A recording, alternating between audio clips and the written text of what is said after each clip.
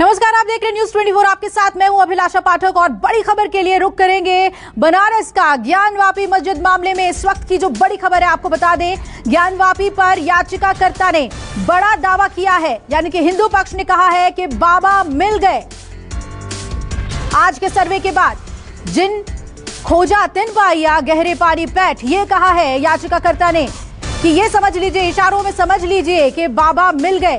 सर्वे के नतीजे को एक निचोड़ के तौर पे इन शब्दों में बयां किया ज्ञानवापी के याचिकाकर्ता ने और हिंदू पक्ष के लोगों ने कहा है कि बाबा मिल गए। अब इस बात का मायना आप निकाल लीजिए। ये देखिए तस्वीरें आपको दिखा रहे हैं, बनारस की ये तस्वीर आप देख रहे हैं। तो बाबा मिल गए, इससे बड़ा समाचार कुछ नहीं। बाबा मिल गए, इससे समाचार कुछ नहीं। कहाँ पे मिले बाबा मत पूछिए। जिन खोजा तिन पाइया गहरे पानी पैठ, इससे आप लोग समझ रहे कुछ? पानी के अंदर, वो तालाब के अंदर मिल गया क्या? जो आज पानी निकाला गया। बस हमने जो कहा बाबा मिल गए, हमने कहा ना, जिन खोजा तिन पाइया गहरे पानी पैठ, इसी में आप लोग सब समझ लीजिए। और फिर से करेंगे बाबा मिल गए, जिसकी हम मतलब इतिहासकार, ब्रिटिश इतिहासकार कहा करते थे। जिनको ये कहा गया, इसमें तिलभांडेश्वर पार्क मंदिर का दर्शन किसने किया है? सबने किया। सबने बताइए। बस प्रतिरूप, इससे ज्यादा क्या साफ करें हम? बस इससे ज्यादा साफ क्या करें? काला पत्थर, ये हम नहीं कह रहे हैं, पुरातत्व विभाग आया। शिवलिंग, सोहनलाल जी आप कह रहे हैं बाबा मिल गए, कौन से बाबा मिल गए बताइए सोहनलाल? जिसकी नंदी प्रतीक्षा कर रही थी वो बाबा मिल गए। हाँ। ये तो चलते रहे। लेकिन मुस्लिम पक्ष ने कहा है कि सब हवा हवाई है। वादी पक्ष कह रहा सब हवा हवाई है, कुछ भी नहीं है हकीकत। प्रत्यक्षम और विशेष कुछ नहीं बता सकते हैं, हालांकि मालूम तो सब है। क्या बोले भाई, बोलना ये है कि जो सोचा, फिर अगली बार हम जो कहते, जो सोचा गया था उससे ज्यादा परिणाम। क्या आज का दिन कितना बड़ा दिन मानते हैं? बहुत बड़ा दिन मानते हैं हम सब लोग। जैसे ही सामने जैसे ही वह समय आया, मस्जिद प्रांगण हर हर महादेव के नारों से घोषित हो गया। समय कैसा? अच्छा, क्या अंदर क्या बताए, लोग नाचने लगे। आज मिला बाबा मिल गए, आज और आगे और आगे। आप जाएंगे? हाँ, इसके बाद का क्रम, जो इसके बाद जो पश्चिमी दीवार है वहाँ 75 फीट लंबा और जो 30 फीट चौड़ा, यहाँ तक कि आगे जगह बहुत है, 35 फीट जो 15 फीट ऊंचा मलबा है, उसका हम लोग जो है जांच कमीशन करने की मांग करेंगे। ये अगला कदम है। कब जाएंगे कोर्ट में?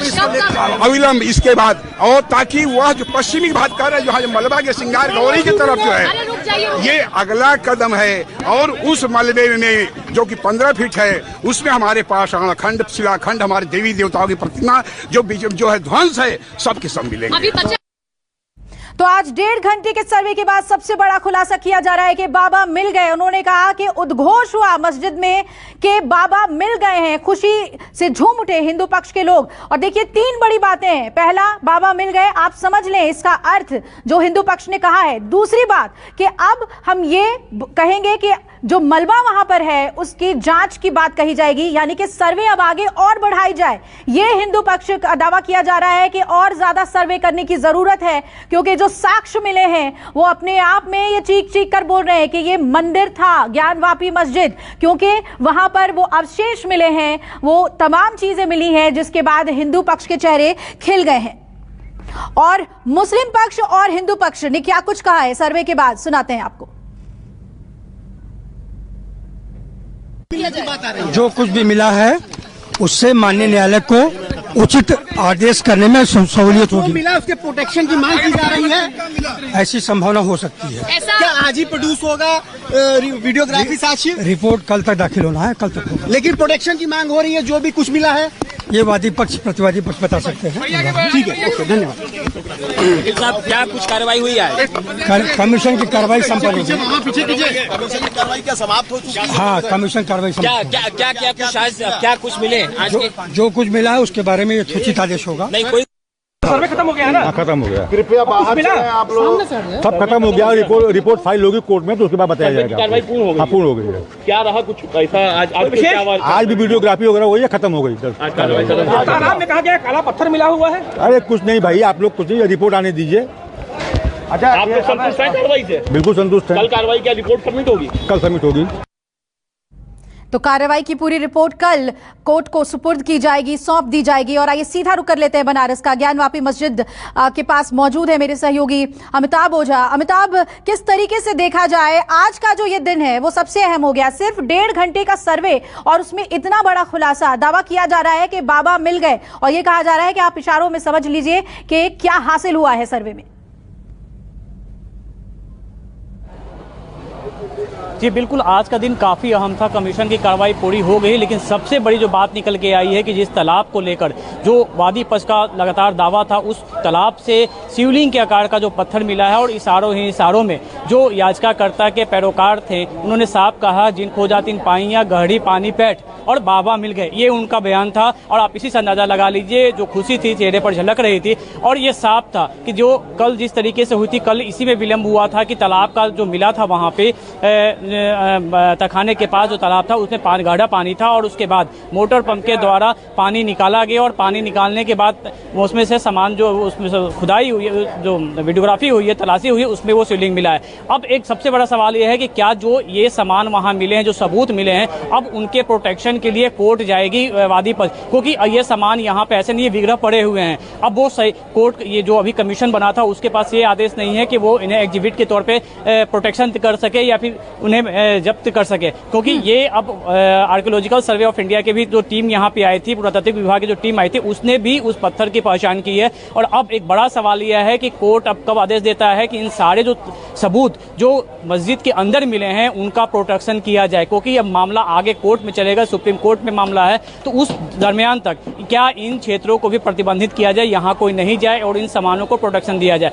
देखिए, सुबह से ही इस बात को लेकर चर्चा थी कि आज जो होने वाला, कल जो जांच चली थी 2 घंटा ज़्यादा चली थी और उसके बाद था कि यह आज की मांग की गई थी कि आज एक बार फिर जांच होगी।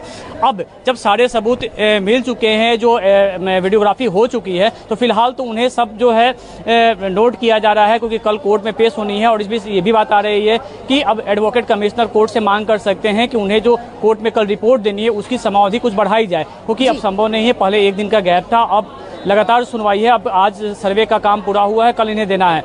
तो अब लेकिन ये खबर जैसे ही आई, देखिए कि वहाँ शिवलिंग मिला है और जो कल से जो हम लोग पिछले 3 दिनों से देख रहे थे, कई लोग बता रहे थे कि वहाँ तालाब हुआ करता था 94 के पहले, चूंकि लोग वहाँ जाया करते थे। तो ये जरूर खुशी लोगों को हुई है कि वहाँ जो उनका दावा था वो मजबूत हुआ। देखिए, हमारे पास भी कुछ लोग हैं। नमः पार्वती पते हर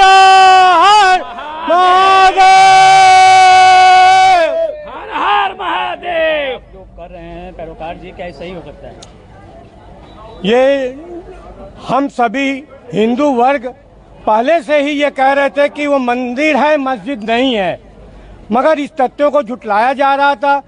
मुगल शासक लोगों ने इसको बार बार तोड़ा, बार बार जो बिखेरा, मगर उसके बावजूद भी वो आज तक जो अंदर के शिवलिंग थे वो हटाए नहीं जा सके। और आज सर्वे के द्वारा ये साफ प्रत्यक्ष प्रमाणित हो गया कि मंदिर के अंदर शिवलिंग है। और हम लोगों ने एक बहुत बड़ी जो है उपलब्धि पाई है। समाज और गंगा जमनी तहजीब के अंतर्गत यहाँ वाराणसी में दोनों पक्ष, हिंदू और मुस्लिम पर दोनों पक्ष इससे जरा सा भी अपना इत्तेफाक अलग नहीं रखते हैं। मगर बाहर के लोग, यहाँ के लोगों को जिससे कुछ नहीं पड़ी है, अपने राजनीतिक ध्रुवीकरण के कारण लोगों को भड़काने का काम कर रहे हैं, लोगों को उस्काने का काम कर रहे हैं। ओवैसी से लोग कह रहे हैं कि खून की नदियां बह जाएंगी। और बड़ी बात आपको बता दें कि 3 दिनों से, कहीं कहेंगे 1 सप्ताह से ये पूरा इलाका काफ़ी संवेदनशील बना हुआ है। लगातार सर्वे की टीम आती है, बैरिकेड किया जा रहा है। सबसे ज़्यादा जो है यहाँ का व्यापार प्रभावित हुआ है। और हमेशा व्यापार बता दें, व्यापार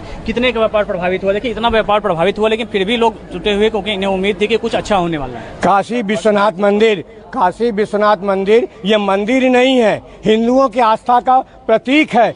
बाबा काशी जो कहा गया है कि बाबा की त्रिशूल पर बसा हुआ है, तो हम काशीवासी अगर हमारे कुछ व्यापार में नुकसान होता है, 3 दिन के अंदर कई करोड़ों का नुकसान हुआ है। और इसमें जो है यहाँ की सबसे बड़ी चीज़ बनारसी वस्त्र उद्योग है, वो ताने बाने की हर तरफ जो रुकावट हो चुकी है, मगर हमें वो बर्दाश्त है। आज बाबा की दर्शन हमें मिलेगा आगे, इस विषय से हम अवश्य भावी हैं। बिल्कुल अमिताभ, आप बने रहिए हमारे साथ। लोग बहुत ज्यादा वहाँ पर उत्सुक हैं और वो एक्साइटमेंट देखने को मिल रही है। अमिताभ, आप बने रहिएगा हमारे साथ। आइए आपको हम सुनवा देते हैं कि इस पूरे सर्वे के बाद, जो कि प्रशासन के लिए एक चुनौती थी, बनारस की डीएम ने क्या कुछ कहा।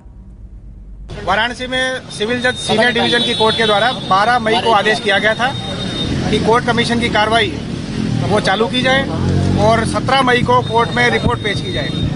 12 मई के आदेश के बाद जो 3 कोर्ट कमिश्नर्स हैं उन्होंने निर्णय लिया था कि 14 तारीख से कोर्ट कमीशन की कार्रवाई उस दिन तक करेंगे जब तक ये कार्रवाई समाप्त नहीं हो जाती है। 14 तारीख को उनके द्वारा कार्रवाई शुरू की गई। जो कमीशन कार्रवाई थी उसका समय कोर्ट ने ऑलरेडी 8 से 12 तक निर्धारित कर रखा था। सुबह 8 बजे से 12 बजे तक 14 और 15 मई को भी कार्रवाइयाँ हुई। 15 मई को जब लास्ट में डे कंक्लूड होना था, उन्होंने डिसाइड किया कि 16 मई को भी सर्वे जारी रहेगा, कोर्ट कमीशन की कार्रवाई जारी रहेगी। वो कोर्ट कमीशन की कार्रवाई आज 16 तारीख को भी चली और लगभग 2.25 घंटे चलने के उपरांत 10:15 बजे आज कोर्ट कमीशन ने अपनी कार्रवाई को कंक्लूड कर दिया है। आज ये कोर्ट कमीशन की कार्रवाई वाराणसी के जो तो बनारस से जुड़ी सभी अपडेट आप तक पहुंचाएंगे। और अब अगली अहम खबर का रुख कर लेते हैं। बुद्ध पूर्णिमा पर पीएम मोदी लुम्बिनी पहुंच गए हैं, जहां उन्होंने आज माया नगरी मंदिर में पूजा अर्चना की। और पीएम का ये नेपाल दौरा आज बुद्ध पूर्णिमा के दिन बेहद अहम माना जा रहा है। ये देखिए तस्वीरें आपको ताजा दिखा रहे हैं। नेपाल से लुम्बिनी पहुंचे प्रधानमंत्री, पहले कुशीनगर पहुंचे थे और वहां से फ्लाइट से सीधे लुम्बिनी पहुंचे। पहले वहां पूजा अर्चना की और माया देवी मंदिर में पीएम ने पूजा अर्चना की और उसके बाद नेपाली डेलीगेशन और पीएम के साथ लगातार प्रधानमंत्री मौजूद हैं। और उनका ये दौरा बेहद अहम माना जा रहा है, क्योंकि कहा जा रहा है कि द्विपक्षीय वार्ता होगी दोनों देशों के सामरिक संबंधों को लेकर। इससे पहले ही, जाने से पहले पीएम ने कहा था कि हमारा बहुत ही पुराना रिश्ता है, सांस्कृतिक रिश्ता है और भारत के लिए नेपाल के साथ जो रिश्ते हैं वो बेहद अहम हैं।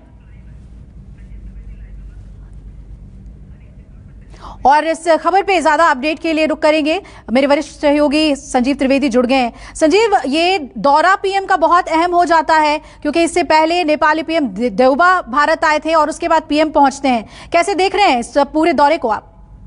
देखिए, ये बताया जा रहा है कि ये दौरा अहम है इस तरह से क्योंकि अभी अप्रैल के महीने में नेपाल के प्रधानमंत्री भारत पहुंचे और उसके तुरंत बाद प्रधानमंत्री मोदी आज नेपाल में है। तो जब बैक टू बैक दौरे होते हैं तो माना यही जाता है कि संबंध बहुत प्रगाढ़ है, तभी एक देश के प्रधानमंत्री आते हैं और तुरंत दूसरे देश के प्रधानमंत्री वहां पहुंच जाते हैं।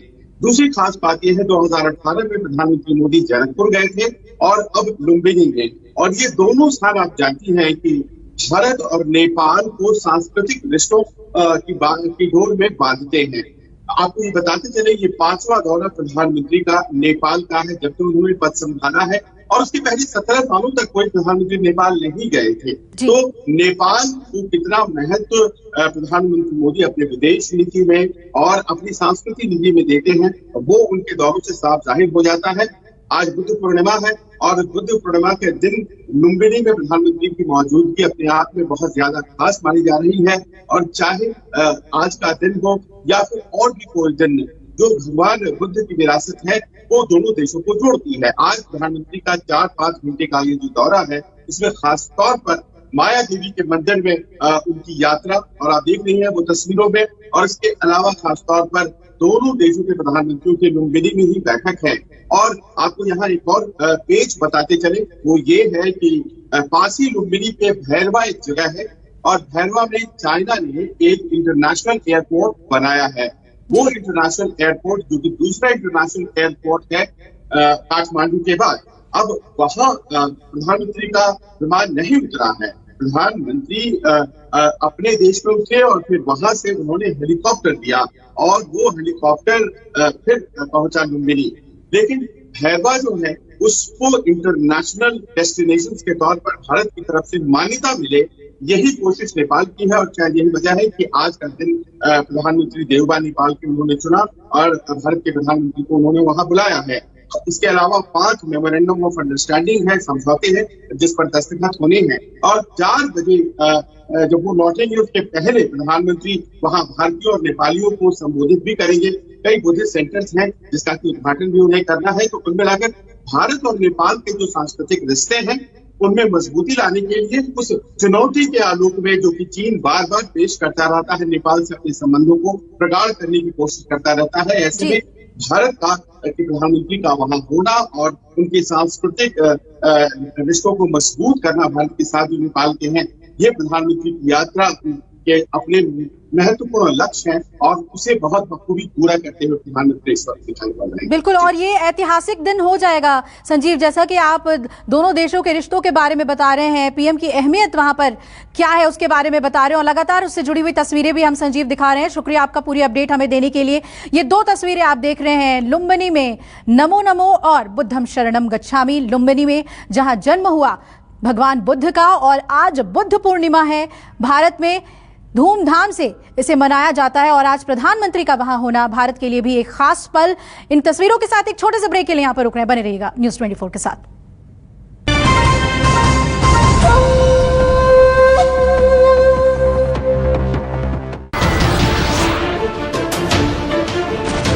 नमस्कार, मैं हूं मानक गुप्ता। अगर आपको हमारा ये वीडियो पसंद आया हो तो इसे लाइक और शेयर जरूर करें और हाँ, हमें सब्सक्राइब और फॉलो करना ना भूलें ताकि आप देश और दुनिया की कोई खबर मिस ना करें। तो जुड़े रहिए हमारे साथ और देखते रहिए न्यूज़ 24।